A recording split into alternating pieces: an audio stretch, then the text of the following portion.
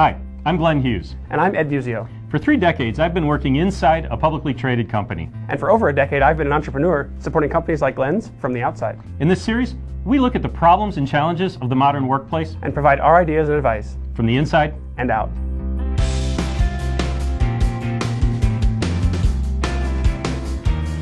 Management versus micromanagement.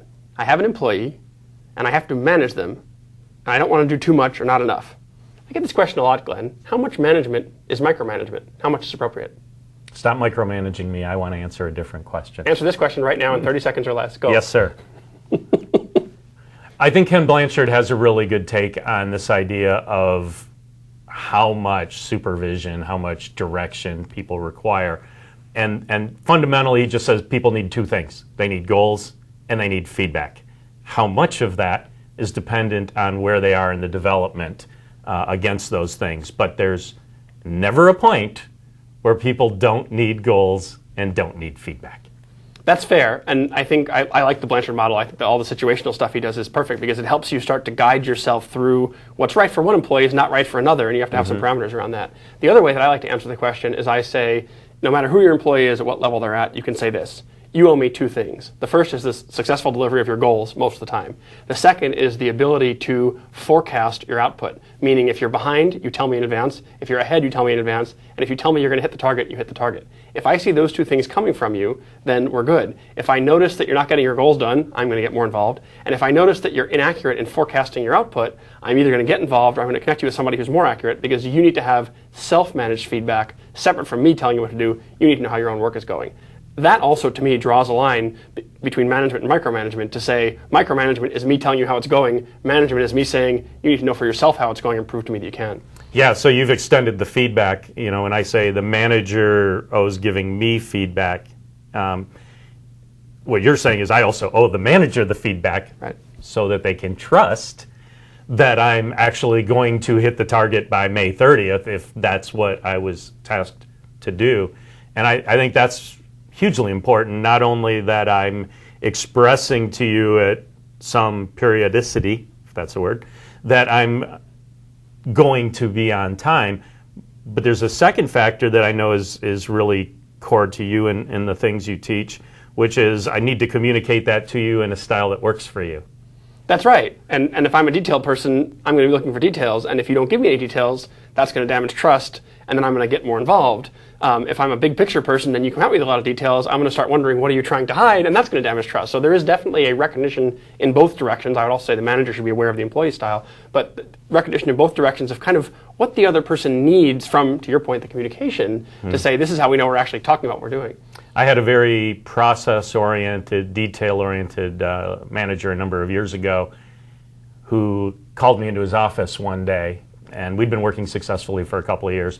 He said, I want to dig in deep on this project and look at your numbers and all the rest. And I wasn't in the mood to do that.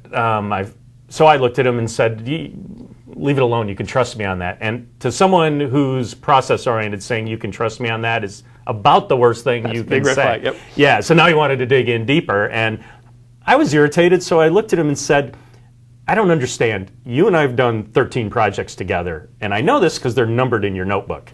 And they've all been successful. When will you trust me? And he looked at me and he kind of smiled because he got the irony. And he says, I can't help the feeling you just got lucky 13 times in a row. And as we talked it out, what happened is I'm the kid in high school who doesn't show his homework. If I see the question and I know the answer, I just write down the answer. And while that's okay as long as it's successful, process-oriented people need to be able to trust how you got there, not just that you're build going a lot of confidence to get there. Right? Yeah. So he didn't see a model to say, I know what he's doing and I know when to intervene. And over time, I learned to work more to his style because it's my job to make my manager comfortable in my output. You're kind of skirting another micromanagement issue, which is, as your manager, how much insight into your process do I need relative to your output? And my answer to that has always been, it varies somewhat based on style, but more based on your output, which is if your output are, after 13 times, I should start to believe you have a system, maybe. But certainly if you were wrong 3 of those 13 times, I'd look at it differently. However, having said that, There's also an issue of your maturity, which is, do I believe you know how to do the job or not? Yeah. There's an issue of my maturity, which is, how well do I understand what you're doing? All of these come into play. And so you're always kind of skating this line of, I think the good managers I know would honestly say they're never sure. They always feel like it's a little too much or not enough, and they're constantly correcting. So much so that I might even go as far as to say that attention to that question is more important than trying to find the answer. Yeah, and I think this leads us back to an important thing for managers is intention. When you're micromanaging or just managing, what's your intention? So when I say I want to look at your spreadsheet, it's okay to explicitly say I haven't seen enough to trust that you'll complete on time and use the T word. It's also okay to say you've been doing so fantastic that I think you're an example of positive deviance and I want to learn from you and see if there's something to share elsewhere. That's huge. That overtness in either direction. I think people are uncomfortable saying I don't trust you, but I found the person that works for me now with me in my office, when she first started, I would say to her, you're going to have to show me what you're doing until I've built trust and comfort that it works. And she wasn't at all off-put by that. In fact, she said, that's very fair. Whereas I think if I had just started to poke in and say, what are you doing, it would have felt more like, why is this person kind of bothering me? So I think there is a big lot to be said for, as a manager, stating your intentions and stating clearly why you're asking a question, what you're after. It's sort of a different version of asking for a success, which is when you show me you've done it 10 times and it works, then you've succeeded. I've just set for you a goal. Back to goals. So what's the victim's role in this? The victim is the one who says, my manager is always micromanaging me and there's nothing I can do about it, instead of asking the question, how can I build trust? And maybe that's the way to end this segment, is to say, if you feel like you're being micromanaged or if you're worried that you're a micromanager, our question to you is, what are you doing to make sure you back off the line of micromanagement but still stay engaged?